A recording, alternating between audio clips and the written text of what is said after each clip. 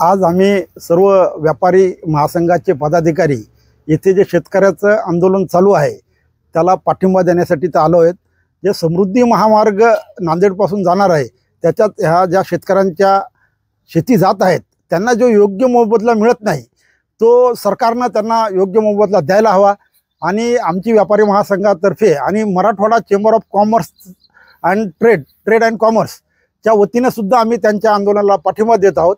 अगर काही 2-3 दिवसात याचा जर सोल्युशन निघालं नाही तर सर्व व्यापारी बंद करण्याच्या मनस्थितीत आलेले आहेत।